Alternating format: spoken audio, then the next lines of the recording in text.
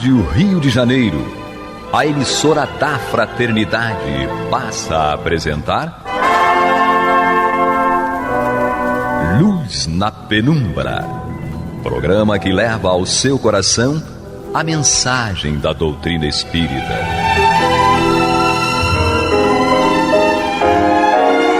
E agora, com vocês, Aloísio Guigino, Fátima Miranda e Eduardo Araújo, para o estudo da obra O que é o Espiritismo, de Allan Kardec. Olá, prezados amigos da Rádio Rio de Janeiro, sejam todos muito bem-vindos. Estamos entrando no ar com o programa Luz na Penumbra e juntos iremos estudar o livro O que é o Espiritismo, de Allan Kardec. Comigo, Eduardo Araújo, com ele, Aloísio. E quem mais, Aloísio Guigino, está aqui presente? Maria de Fátima Miranda. Continua muito desanimada, Aloísio Guigino. É porque eu estou lutando para não rir. Então tá certo, ela tem que lutar para não rir, mas rir faz bem à saúde, né? Faz bem para a alma. Se os ouvintes vissem os bastidores, entenderiam. Então tá certo. E aqui estamos juntos, né? Com muita alegria sempre, porque estar entre amigos é muito bom, estar com os nossos ouvintes melhor ainda, com os nossos internautas, para estudarmos juntos e aprendermos juntos. Então pegue o seu livro, esse é um programa que possibilita, né, a todos aqueles que o acompanham, o Luz na Penumbra, estudar todas as obras de Allan Kardec de forma sequencial, e você pode estudar junto conosco, anotar, mandar suas dúvidas quando for necessário. As pessoas nos repassam essas dúvidas e a gente pode, na medida do possível, ir respondendo aqui. Vamos no capítulo 3, né? Você que está iniciando o estudo conosco, que não vem acompanhando, chegou hoje. É o capítulo 3 do livro Que é o Espiritismo. Estamos entrando num novo tópico que é sobre a alma, da alma. E a questão número 108. Então, capítulo 3, tópico da alma, questão 108. Quando Allan Kardec começa questionando aos espíritos qual a sede da alma. E os benfeitores respondem: a alma não está, como geralmente se crê, localizada num ponto particular do corpo. Ela forma com o perispírito um conjunto fluídico, penetrável, assimilando-se ao corpo inteiro, com o qual ela constitui um ser complexo, do qual a morte não é, de alguma sorte, mais do que um desdobramento. Podemos, figuradamente, supor dois corpos semelhantes na forma, um encaixado no outro, confundidos durante a vida e separados depois da morte. Nessa ocasião, um deles é destruído, ao passo que o outro subsiste. Durante a vida, a alma age mais especialmente sobre os órgãos do pensamento e do sentimento. Ela é, ao mesmo tempo, interna e externa, isto é, irradia exteriormente, podendo mesmo isolar-se do corpo, transportar-se ao longe e aí manifestar sua presença, como o provam a observação e os fenômenos sonambúlicos. Então, os espíritos começam já esclarecendo que a alma não está sediada em um órgão particular, né? Algumas pessoas acham que ela estava no cérebro, né? Pela questão da atividade mental, da inteligência. Outros acreditavam que ela está mais ligada ao coração, sediada no coração pela questão do sentimento. Mas os espíritos deixam claro que a alma está juntamente com o perispírito, né? Proporcionando a nossa vida material hoje, e quando esta vida material cessar, quando o corpo não mais estiver apto a continuar, libertamos-nos do corpo e a alma persiste juntamente com o seu corpo espiritual. A gente sabe que isso é um pouco complexo para quem está chegando na doutrina, porque nós temos o corpo físico, nós temos o corpo espiritual, chamado por Allan Kardec de perispírito, ou pelos orientais de corpo astral, e a alma, que não tem uma forma definida. Essa é a dificuldade que algumas pessoas têm, e é natural que se tenha, porque quando a gente fala em alma, a gente confunde a alma com o próprio perispírito. E a alma, na realidade, é essa centelha divina que é a vida. E ela não tem uma forma definida. Quando nós dizemos que estamos vendo um espírito, na verdade nós estamos vendo, sim, o espírito, mas o que vemos, em realidade, é o seu perispírito, que é o seu corpo espiritual. A alma em si, em quintessência, ela não tem uma forma definida para nós. Esse ponto é muito interessante e é mais interessante ainda quando nós vemos a finalidade dessa obra, que é justamente tratar de pontos cuja necessidade de um maior esclarecimento se fez presente quando da edição do Livro dos Espíritos. Porque o Livro dos Espíritos veio trazer uma revolução muito grande no conhecimento espiritual, conhecimento religioso do homem, contestando e esclarecendo e ampliando o alcance do nosso entendimento em vários aspectos. Mas algumas dúvidas maiores ficaram, e Kardec, então, elabora essa obra, onde ele coloca essas dúvidas e depois transcorre com esclarecimentos, com um enriquecimento sobre o ponto que está sendo tratado.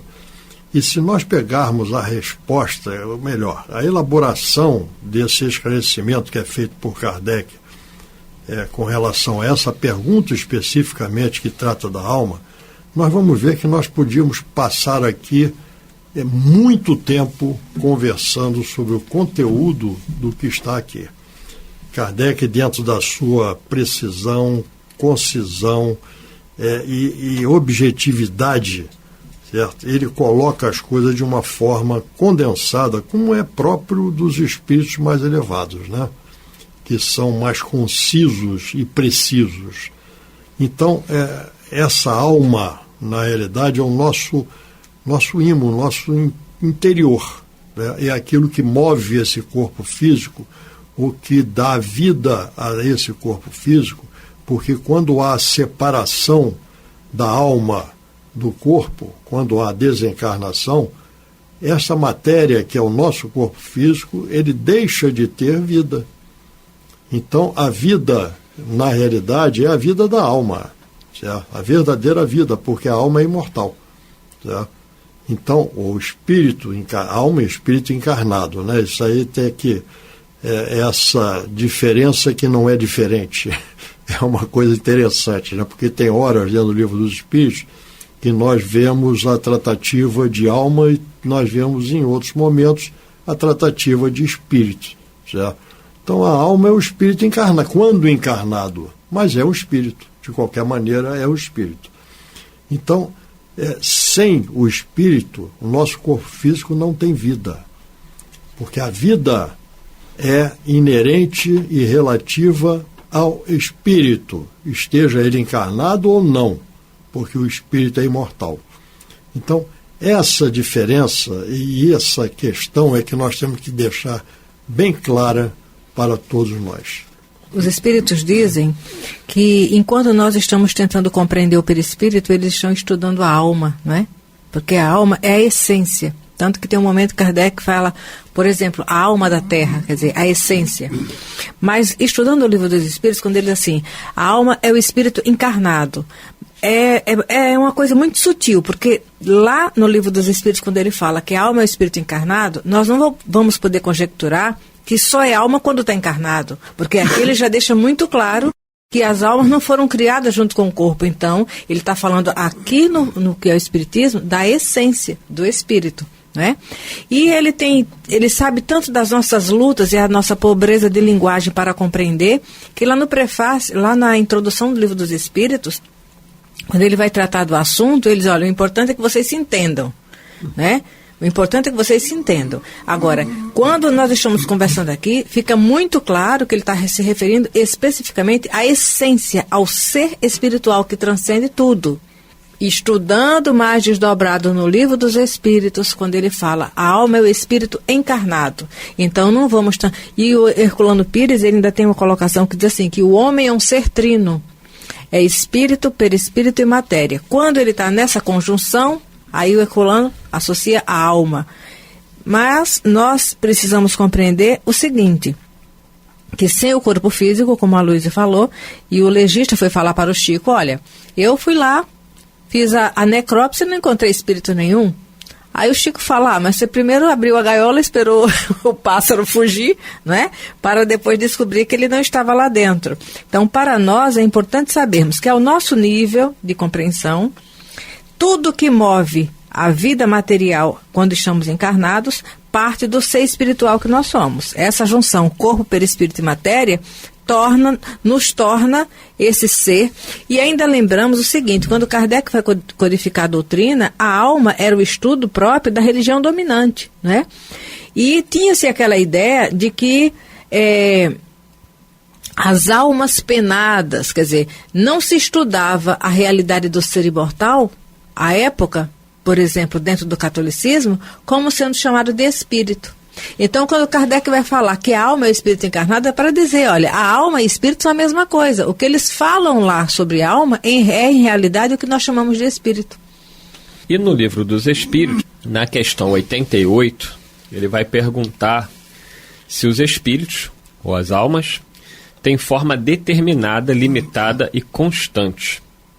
E a resposta é bastante sui generis aqui para a gente analisar.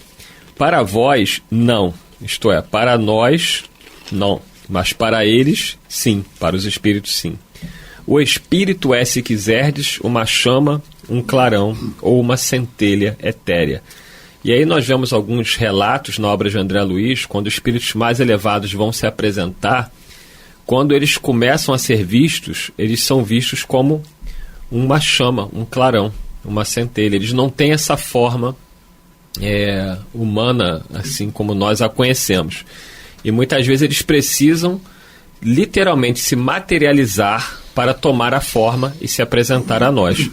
Isso é visto, por exemplo, no livro Obreiros da Vida Eterna, com a visita que o espírito Asclépios faz à colônia Nosso Lar. E lá o André Luiz fica curioso sobre a evolução dele, e o mentor espiritual diz que, apesar de ser um espírito elevado, ele é elevado em relação ao planeta Terra. Ele pertence ainda ao planeta Terra, mas às esferas mais elevadas do planeta.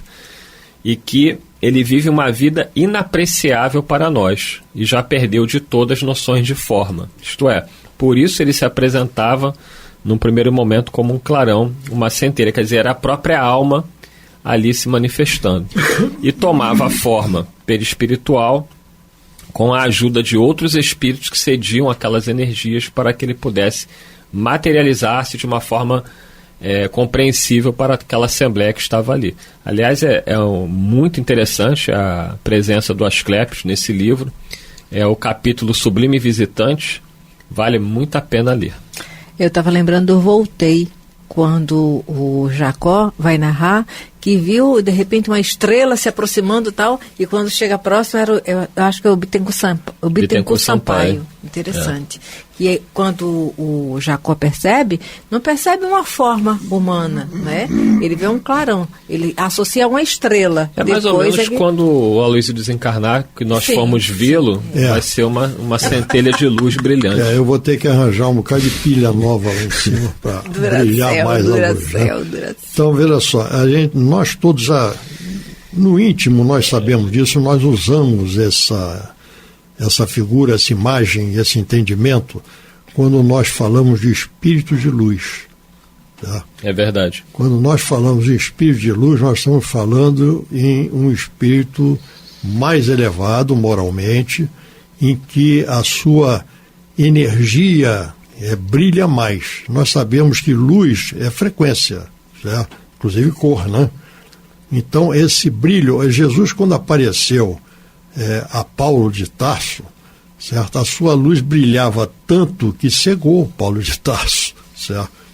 Então, é sempre essa questão, o espírito é centelha inteligente do universo, é energia pura, certo?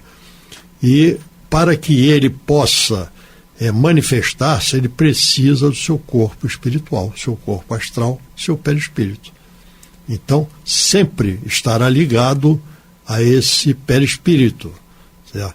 E ele ligado há um corpo físico, ele tem a denominação de alma. Mas é a situação dele, certo? A gente entende, é sempre espírito, mas na situação de encarnado, denominamos de alma. Poderíamos denominar de espírito encarnado, porque não deixa de ser um espírito, certo? Então, alma, a definição de alma é o espírito encarnado, certo? Mas é o espírito que continua ali numa situação de encarnado, certo? Mais nada, certo? E aí nós vamos a 109, quando Kardec coloca a pergunta: será a alma criada ao mesmo tempo que o corpo, ou anteriormente a esse? Isso aí é uma colocação muito grande, é uma diferença grande de entendimento entre o criacionismo e o evolucionismo. A doutrina dos espíritos, ela é evolucionista. Então ela entende que tudo evolui na criação, inclusive o princípio espiritual, o princípio inteligente, e até se tornar, ou atingir, ou alcançar uma situação de se tornar espírito. Então, a resposta que Kardec coloca a essa dúvida, ou melhor, nesse esclarecimento, e que vem ao encontro de uma necessidade, porque vamos lembrar que até o advento do espiritismo, da revelação espírita, nós tínhamos predominantemente, certo, uma ideia católica, não é cristã, porque o espiritismo também é cristão, certo? Mas uma ideia católica da criação do espírito. Inclusive tem aquela célebre imagem, né, no teto da Capela Sistina, certo? E pintada por Leonardo da Vinci, né, quando Deus encosta o dedo, certo, num corpo e cria-se então o homem. E é uma adaptação, certo, daquilo que nós trazemos da Bíblia, que é um compêndio muito interessante, muito importante, mas que tem algumas criações ali dentro da imaginação e da percepção do homem, tá? Então, a alma é criada ao mesmo tempo que o corpo, ou anteriormente a esse, isto é, já pré-existia? E a resposta que é colocada a essa questão, ou esse esclarecimento que nos vem por Kardec, nos é dito: depois da questão da existência da alma, é esta uma das questões mais capitais, porque da sua solução dimanam as mais importantes consequências. Ela é a única capaz de explicar uma multidão de problemas até hoje insolúveis, por não se ter nela acreditado. Das duas, uma: ou a alma existia, ou não existia, óbvio, né? Antes da formação do corpo, por não haver meio termo, ou existia, ou não existia. Com a pré-existência da alma, tudo se explica, lógica e naturalmente. Sem ela, encontram-se tropeços a cada passo, e mesmo certos dogmas da Igreja ficam sem justificação, o que tem conduzido muitos pensadores à incredulidade. Os espíritos resolveram a questão afirmativamente, e os fatos, como a lógica, não podem deixar dúvidas a esse respeito. Admita-se, ao menos como hipótese, a pré-existência da alma. Uma hipótese que é colocada aqui, e veremos aplainar-se a maioria das dificuldades. E junto com essa pré-existência da alma, ou do espírito, nós vemos aqui o processo da reencarnação. Porque aí, com esse entendimento, nós vemos como se tornam claros, certo, muitos dos problemas que nós nos deparamos quando nós verificamos as diferenças existentes entre nós que estamos aqui encarnados. Não teria nenhum sentido se a alma não fosse criada anteriormente ao corpo, né? Essa ideia até, de certa forma, favoreceu a existência de muitos céticos e dos próprios ateus, materialistas, né, e etc.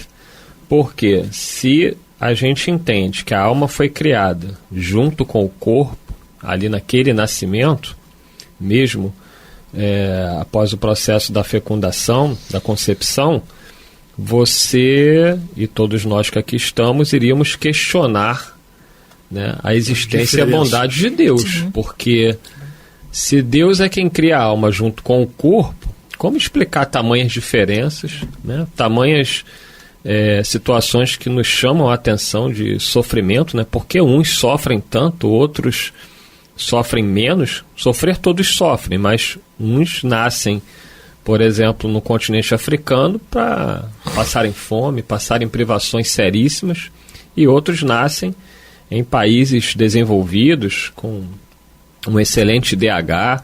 Qual o critério de Deus? É o acaso? Mas se o acaso existe, Deus não existe.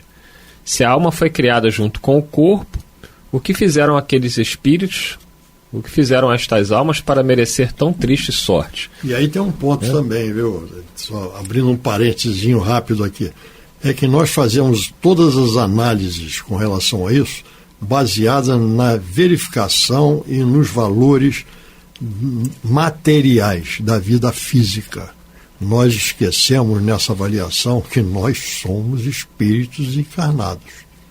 Exatamente. E como tal, muitas pessoas se questionam: por que eu estou passando por isso? Por que eu sofro tanto? Por que eu tento fazer o bem e tudo sai errado para mim? Se a alma fosse criada junto com o corpo, qual a explicação, Maria de Fátima Miranda? Eu estou lembrando do Jesus Gonçalves, quando esteve internado no hospital em Pirapitingui, lá no interior de São Paulo. Ele era um homem muito inteligente, né? Mas ele ficou revoltado contra Deus, porque lá dentro da colônia de Hansenianos, ele via crianças portadoras de hanseníase. E ele, com uma certa idade, também. Então ele se revoltou. Para ele, Deus não existia, porque não havia misericórdia, amor, nem compreensão lógica de um pai que permitisse a uma criança reencarnar e, na infância, nos primeiros anos, desenvolver a lepra, que era o nome grosseiro, né? Que identificava, hoje nós chamamos de hanseníase. E ele dizia assim, que eu, um homem que já tive uma vida pregressa, que já tive atitudes, escolhas infelizes, que eu venha contrair essa doença é compreensível. Mas um ser, nos primeiros anos da sua vida, então esse Deus não existe. Porque eu não faria isso com um ser. Se Deus é isso, ele não existe para mim. É o que Eduardo falou. E Heloísio lembrou, sem a lógica da reencarnação, não faria sentido. A cada corpo que se forma, uma alma nova, e as experiências acabam ali. Então, seria o materialismo. Aloísio, você tem aí 20 segundos para encerrar. E até o próximo encontro, se Deus quiser, e Ele há de querer. Muita paz. Aí. Aloísio Guigino, a centelha de luz. Muita paz a todos, até o próximo programa. Muita paz. Você está ouvindo o programa Luz na Penumbra.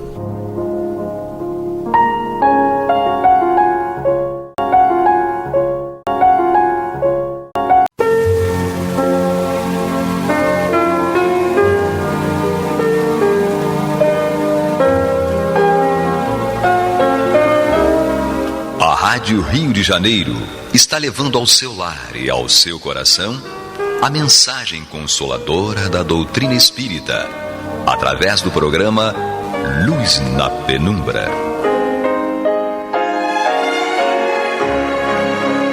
E agora com vocês, Bill Fabiano e Renato Souza, para comentar os textos da Revista Espírita de Allan Kardec no período de 1859 a 1869. Muito bem, prezados ouvintes da Rádio Rio de Janeiro, emissora da Fraternidade, estamos de volta para mais um Luz na Penumbra. Do meu lado direito, Bill Fabiano Cordeiro. Bom dia, boa tarde, boa noite a todos. Estamos juntos mais uma vez. Pois então, meus irmãos, estamos de volta com a Revista Espírita de 1859, estamos em fevereiro já, né? Estamos no capítulo intitulado Escolha dos Médiuns. Vamos dar continuidade hoje, né, Bill? Exatamente. Vamos dar continuidade à leitura. Inclusive, vamos voltar um pouquinho até onde a gente parou na semana passada, porque estávamos falando da questão da vibração, né? Da questão do pensamento do médium, uma série de situações a esse respeito. Então Kardec continua dizendo assim, né? Repetindo assim um pouquinho antes, né? As boas intenções, a moralidade mesma do médium não bastam sempre para o preservar da intromissão dos espíritos levianos, mentirosos e pseudo-sábios em suas comunicações. Além dos feitos de seu próprio espírito, pode-se expor a eles por outras causas cuja principal é a fraqueza de seu caráter e uma excessiva confiança na invariável superioridade dos espíritos que se comunicam por ele, né? E essa confiança cega se prende a uma causa que explicaremos dentro em pouco. Se não se quer ser vítimas desses espíritos levianos, é preciso os julgar. E para isso, temos um critério infalível, o bom senso e a razão. Importante, né, Bill? Ele falar da questão do bom senso e da razão, porque é o crivo, não é isso? Exatamente. Verificar se os espíritos são de Deus. Um evangelista lá. E aquilo que a gente conversava aqui em off, né? Duvide 10 vezes. Sim. Não é? Se for realmente o espírito com compromisso, não é? E que sabe que tem um trabalho para ser feito com você, não é? Para o seu próprio bem, tá? E mérito dele, não é? Para nossa evolução. Sim. E para mérito dele, ele não vai desistir assim não, ele vai continuar ali, ele vai dizer, não, ele está sendo realmente cauteloso. Mas vejamos bem uma coisa, eu estou, de alguma forma, procurando os meios de confirmar aquilo que está sendo passado, mas eu também não dou ouvidos aos demais. É isso que eles estão vendo. Então não basta tão somente eu não dar ouvido a um espírito que está aqui querendo passar uma informação importante, né? Se eu dou ouvidos ao outro que me diz uma coisinha qualquer e eu mergulho de cabeça naquilo. Não. Eu preciso ser cauteloso com tudo, porque sempre eles estão observando tudo, né? Exatamente. A gente tem que, como ele diz aqui, bom senso e razão. Porque a gente tem que duvidar sim, né, Renato? Mas também a gente não pode fechar a porta para boas informações. Claro. Né? Então a gente tem que usar o bom senso e a razão. Como é que a gente vai usar a razão? Bom, a gente vai buscar onde? O médium vai buscar a razão e como fazer aonde? No livro dos médios, sempre, livro dos médios. Na questão da comunicabilidade com os espíritos, como eles vão se apresentar, aqueles espíritos que nós podemos confiar ou desconfiar. Livro dos médios, não tem como a gente se apartar disso. E Kardec lá no livro dos médios, tem que buscar aí agora, né, qual seria a parte, mas ele diz que os espíritos levianos, eles não gostam de ser contrariados, né, Renato? Exato. Não gostam de ser contrariados. Então, se o Renato vem, é um espírito leviano e começa a se comunicar comigo, que sou um cara chato, eu quero saber se o Renato está falando a verdade. Aí o Renato diz até uma coisa do Evangelho, um trecho do Evangelho mesmo ali e tal, para chamar a minha atenção, né? Falou, pô, o cara sabe. E eu começo a questionar, por quê? Tinha até aquele personagem do Chico Anísio, né, que era o Alberto Roberto, falava sempre por quê. As pessoas falavam alguma coisa, ele por quê. Você ficar perguntando por quê, sempre o Renato, ele sendo um espírito leviano, ele vai se encher o saco, vai encher o saco. Vai chegar uma hora que ele vai mostrar quem ele realmente é. Então não é que você tenha que irritar o espírito, né? Não, muito pelo contrário. Tem que mostrar o amor, a serenidade, a caridade, né, meu amigo? Só que a gente tem que experimentá-los, se eles realmente são de Deus, né? Então é duvidar dentro de uma razão, dentro de uma lógica. Eu não posso dizer, Renato tá com camisa branca hoje, né? Tá de camisa branca. Aí, eu tô de camisa branca. Ah, não, mas pode ser que não seja branco. Aí você tá querendo inventar coisas. As coisas que são lógicas devem continuar sendo lógicas, né? 2 e 2 são 4, acabou. Não tem de lá para cá, ou de ir na ida ou na volta. Tudo 2 e 2 vai dar 4. 3 mais 1 vai dar 4. Não tem jeito. Não tem jeito. Então é não inventar, mas você não sair acreditando. Ah, mas ele falou algumas coisas tão boas, tão interessantes, mas interessante para quem? Para você? Para o coletivo? Dentro de uma razão, né, Renato? Às vezes ele está falando o que você quer ouvir. Claro. Então você tem que experimentá-lo, por quê? como eu falei, ele está falando para você aquilo que você quer ouvir e aquilo que vai abrir as portas para ele numa futura situação, né, Renato? Bom, eu vou ser assim agora, porque aí ele vai abrir a mediunidade, o campo vibratório dele, né, Renato? Para mim, eu vou começar a me infiltrar nele, e me infiltrando nele, eu estou me infiltrando na doutrina, lógico. As casas espíritas, a não ser aquelas que tem que acabar, né, Renato? Tem que acabar, tem aquele ciclo delas ali e vão fechar por alguma razão. E às vezes a espiritualidade se utiliza da nossa má condução para fechar aquilo ali, né? Enfim, também acontece muito isso. Só que a doutrina espírita não será abalada, a casa espírita não será abalada, você que vai ser abalado. Exato. O espírito ali vai, te derruba, te deixa na sarjeta, na lona e vai embora. Segue em frente. Você fica ali parado no meio do caminho, né, Renato? O bom espírito, ou aquele que está com compromisso de ajudar, ele nunca vai fazer nada para te prejudicar. O problema é que nós somos imediatistas e a gente só pensa no hoje, nós não pensamos no amanhã, não é? Mas eu devo pensar no hoje para poder construir o amanhã. Sim, mas e a ação daquilo que eu fizer hoje vai repercutir como amanhã?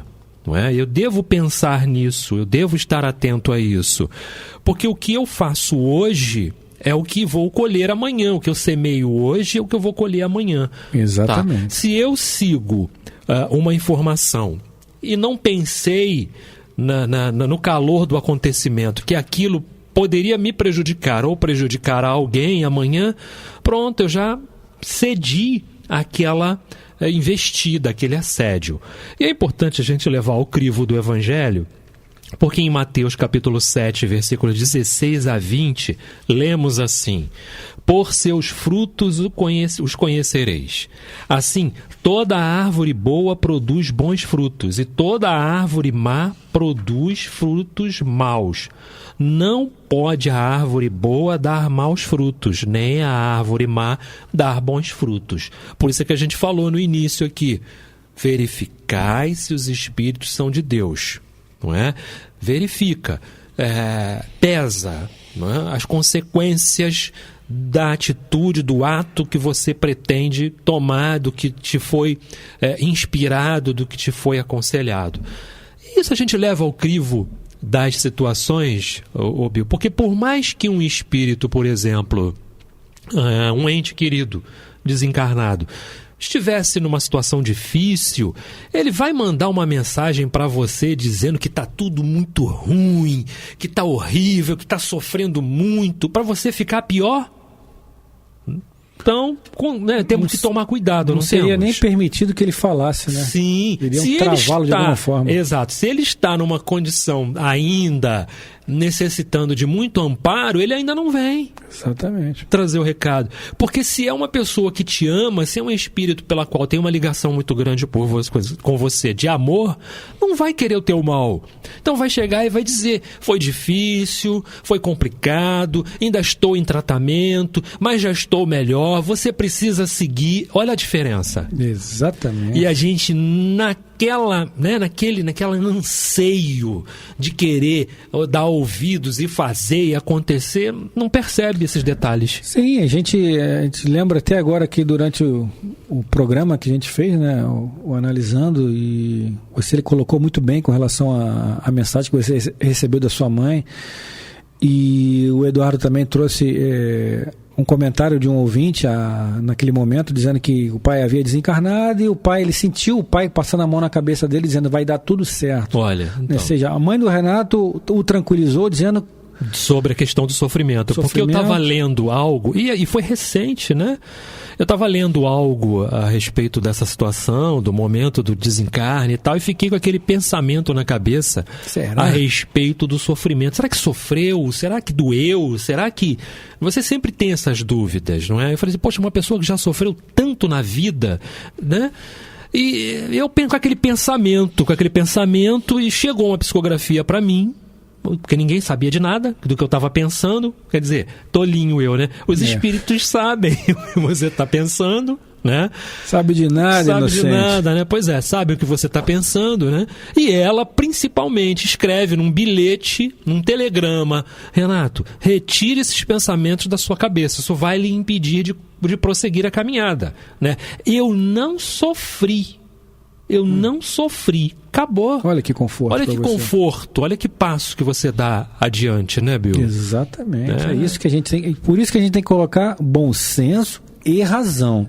E bom senso e razão, o médio, todos nós médios, temos que buscar na codificação. Vamos lá no capítulo 20, busquem lá vocês em casa estudando, capítulo 20 do Livro dos Médios, que fala da influência moral do médio. Kardec, lá desde o item 226 e em diante, ele vai trazer para você muita explicação, né, Renato? De como você deve conduzir, né? Dizendo se o desenvolvimento da mediunidade guarda alguma relação com o desenvolvimento moral do médium, se tem a ver uma coisa com a outra. Então busquem lá no capítulo 20 do Livro dos Médios, que fala da influência moral do médium. Importante, muito importante apontamento. Estamos no programa Luz na Penumbra, Revista Espírita de 1859, fevereiro, escolho dos médiuns. Vamos continuar, Bill? Vamos lá. Então, continua Kardec assim: sabemos as qualidades da linguagem que caracterizam entre nós os homens verdadeiramente bons e superiores. Essas qualidades são as mesmas para os espíritos que os devemos julgar pela sua linguagem. Olha que importante. Exatamente. Não é? É pela linguagem que a gente começa a perceber. E a gente já falou isso aqui várias vezes, né, Bill? Sim. Imagina eu, um espírito, me passando por um guia espiritual, por um mentor, chegou pro Bill e disse assim: vai ali e faz isso. Não é assim, né, Bill? É desse jeito? Com certeza né? não, né? Não é desse jeito. Faz isso sim, que você está pensando aí, olha. Não é assim. Exatamente. É uma dúvida que paira, não é? A gente até citou a questão do diabinho, um em cada ombro, lógico que isso foi num sentido alegórico. Sim, lógico. Né? Claro que foi, mas porque isso a gente pode entender como pensamentos que vêm, que vibram, se misturam, né? Que se misturam, não é? Se nós somos antena, estamos sujeitos. E aí nesse caso que você está trazendo é muito importante, e a gente vai lá na codificação de novo no Livro dos Espíritos, na pergunta 461. Em par com os pensamentos que são nossos, há também os que são sugeridos, os espíritos são claros. Há essa mistura. Mas, normalmente, o pensamento que é vosso, dizem eles, é sempre o primeiro que vem à sua mente. Pergunta 461. Então, o primeiro pensamento que vem à minha mente é: estou com vontade de tomar um sorvete. Esse é o do Renato. Aí, se ele vai tomar sorvete ou não, vai ser os espíritos ali. Mas você vai tomar, tá meio frio, sua garganta tá doente, você vai fazer o programa como? Aí fica aquele jogo ali, aquela guerra. Mas existe essa mistura. Agora, quem você vai dar campo, né, Renato? O que você vai dar campo é Dona Joana de Ângeles, que diz que a linguagem dos espíritos ainda não comprometida, ela em algum momento ela vai desmascará-lo. Lógico. Exato. Que há aqueles espíritos que já são os considerados pseudo-sábios, né? Eles têm uma linguagem já até rebuscada, né? Mas, contudo, ele não a utiliza ainda de forma nobre. Então, até assim, né? Se a gente buscar informações somente pela maneira de falar, nós temos que ter cuidado ainda, né, Renato? Que ainda que o cara fale coisas nobres, a gente tem que ter um cuidado ainda e analisar. Porque o Renato lembrou bem. Um espírito que vai lá e fala para você: eu tô com uma dúvida, não sei se eu vou para a esquerda ou vou pela direita. Ele fala: vai pela esquerda. O que ele tá atacando em mim? O meu livre arbítrio. Né, Renato? A sua liberdade. A minha liberdade de escolha. Ele está falando: vai pela esquerda. Opa. Pensem vocês que estão nos ouvindo nesse momento. Se um espírito considerado nobre estiver falando para mim: faz isso, duvidem. Duvidem. Muito. Porque um espírito comprometido com as leis, ele vai falar: você tem dois caminhos. Ou você vai pela esquerda ou pela direita. Aí minha esposa até brinca comigo: eles podem ser mais diretos, né? Fala: não, mas aí ele vai tolir o nosso livre-arbítrio. Isso. Você tem dois caminhos. Ou você pode ir pela esquerda, mas você também pode ir pela direita. Aí você fica: será que ele falou isso com direita com ênfase, que é para eu ir para a direita? Mas aí se confunde, já era. Mas eles nunca vão atacar o seu livre-arbítrio. Já os espíritos não comprometidos, sim, vão falar: faz isso, faz aquilo, oferta isso, oferta aquilo, né, Renato? Sim. E você falou uma coisa importante, porque aí é que a gente entra de novo naquela questão, né? Porque em cima do que a gente está conversando, vêm as sugestões. As sugestões, elas não vêm tão somente com relação ao trabalho mediúnico, não, mas na sua vida como um todo, fora da casa espírita, fora do seu da sua situação. Na ocasião em que me subtraíram, né, alguns pertences, né, eu cheguei no portão para sair para o trabalho, né, eram 10:06 da manhã, isso tem 3 anos, 4 anos, não é? E um casal que já estava bem mais à frente, já iam bem distante, não é? E tudo, um casal com seus filhos levando para o colégio e tudo. E eu parei no portão assim, e hoje, né, depois que aconteceu, é que você percebe que vem uma dúvida. Você vai ou você não vai? Você vai esperar um pouquinho? Era questão de tão somente eu esperar 1 minuto. 1 minuto, não é? Não, eu fui. Foi escolha, deu ruim. Eu fui. Deu ruim. Então é a liberdade e livre-arbítrio, né? É livre-arbítrio. Sim. Então aconteceu, tudo bem, tranquilo, por questões que a gente sabe que deveria ter acontecido, e acabou, passou, não vem ao caso.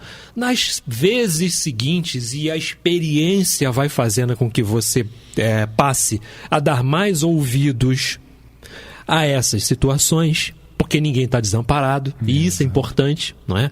Teve uma outra ocasião em que eu estava justamente no portão esperando um amigo, porque eu conhecia esse amigo e a gente caminhava juntos até o ponto do ônibus, tá? Para serem assaltados juntos. Né? A gente caminhava junto. Então eu fiquei esperando ele no ponto do ônibus. Ele chega no portão de casa, que ele mora algumas casas depois. Ele veio, parou em frente a mim, esperando que eu fechasse o meu portão e a gente fosse. E eu não conseguia dar um passo.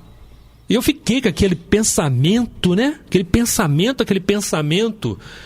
E eu falei assim, não, vamos esperar um pouquinho.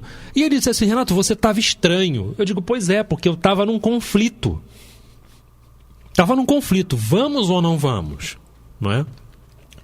E foi, Ronaldo, o segundo, sabe, aquele segundo que a gente pode dizer assim, em cima do laço. Não é? Porque se eu tivesse saído naquele momento, nós teríamos dado de cara na próxima esquina com um carro que ia assaltar a gente. Olha só, não é? É livre-arbítrio. Sim. E são eles tentando te avisar. Porque se não for para acontecer, vai vir a dúvida, não vai vir? Sim. Se não for para acontecer, vai vir a dúvida, tá? Então você tem que parar sempre e perguntar. E prestar atenção, porque é muito sutil. A sutileza com que os espíritos nos acessam, essa é a palavra, sim. Não é? A sutileza é muito grande. Porque a gente não percebe, a gente só percebe depois que se destemperou, depois que brigou, não é? É que você, nossa, olha só o assédio ali. E quem está de fora, quem já tem um certo conhecimento, quem está de fora percebe que tem um conflito e diz para o outro assim, calma, fica quieto, você não está prestando atenção que né? Que está ocorrendo um assédio ali. Não está enxergando isso? Não está enxergando isso? E nós precisamos treinar isso, né, Bill? Com toda certeza. Temos que estar, sobretudo, linkados, né, Renato? Linkados aos avisos, e como você falou, se for para não acontecer, eles vão nos alertar. E se for para acontecer também, deixa o fluxo seguir normal, né? Sim. Seja através de uma perda, como você sofreu aí, de um assalto, né? De um roubo, ou seja para desencarnar. Certo. Enfim, vai seguir aquele fluxo normal ali, como as coisas têm que acontecer. Mas a gente tem que estar sempre ligados, com né? certeza. Linkados à melhor qualidade de espírito possível, para que ao darmos esse passo, a gente não venha a sofrer ou a fazer sofrer, né? Sim. E o Kardec, mais uma vez, falando do Livro dos Espíritos, né, da influência, né, da influenciação, questão 459, a clássica questão, não é? Eles estão ao nosso lado, eles estão nos acessando, influenciando, né? Aquele que quer que você vá realmente para que aconteça aquilo e aquele que diz, olha, né? Não precisa ser assim. Não precisa ser desse jeito. Pode ser diferente. E a gente precisa pensar muito. Mas às vezes as pessoas dizem assim, nossa, mas eu não tenho muito tempo para pensar com determinadas situações. Ninguém tem. Exato. Né? Ninguém tem de alguma forma. Existem questões que nós precisamos ver. Tudo na nossa vida obedece a um cronograma, obedece a uma relação de tempo Sim. e disponibilidade. Sim. né? Então, se você recebe uma tarefa para ser feita, por exemplo, nós temos aqui o programa e que temos que colocar as situações dentro de X tempo. Exatamente. Não é? Então, eu preciso estar de acordo com isso, né? É a mesma coisa. Parar nesse minuto, se nós soubéssemos o poder que temos na mente, no pensamento, né, Bill? Com certeza. Eu acho que o que a gente tem que destacar também, antes da gente fechar, é que os espíritos não comprometidos vão sempre, e por isso que eles encontram guarida em nós, porque a gente quer ouvir as coisas. Nós não queremos ouvir as verdades, a gente quer ouvir aquilo que nos apraz, que a gente quer ouvir. E eles vão falar aquilo que nós queremos ouvir, né, Renato? Com certeza. Já os espíritos nobres, comprometidos, eles vão falar o que puderem falar e aquilo que é necessário para o seu melhoramento. E, no caso da mediunidade, o melhoramento do coletivo. Nunca o seu melhoramento próprio, mas o melhoramento coletivo, que vai fazer um bem no caso do nosso posto, para os que estarão lá, nos casos dos médios mais nobres, por exemplo, como o Divaldo, para a humanidade, enfim, é isso que nós temos que destacar para finalizar o nosso programa. Com certeza, você falou uma coisa importante, a utilidade do que tem do que vai ser falado e se pode falar, se tem permissão para falar também. Você fez por onde? Merecer. Não é? A gente sabe que podemos anular as questões, né? As questões que trouxemos de ação e reação, né? Sim, sim. Podemos, com o bem que a gente faz, não é? E com isso você vai ganhando merecimento e recuperando a tal liberdade perdida que ficou para trás. Por quê? Por causa do mau uso do nosso livre-arbítrio. Chegamos ao final, Bill, Fabiano, não dá tempo para mais nada. Precisamos encerrar. Muito obrigado pela parceria. Muita paz a todos. Com certeza. Estaremos de volta no próximo programa. Muita luz, muita paz a todos.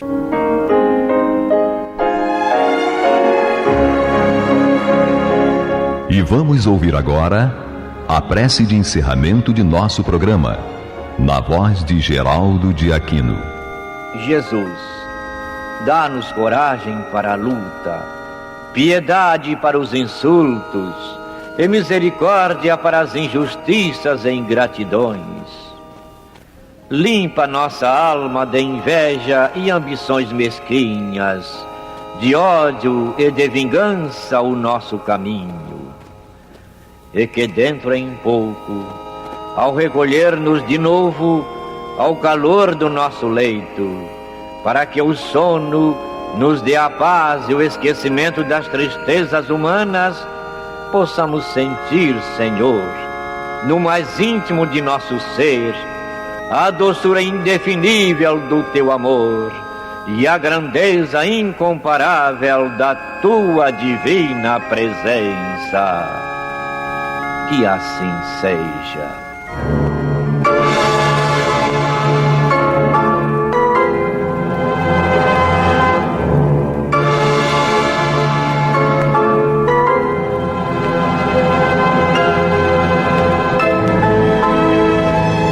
Acabamos de apresentar o programa Luz na Penumbra, que voltará a ser apresentado amanhã às 21 horas nesta emissora.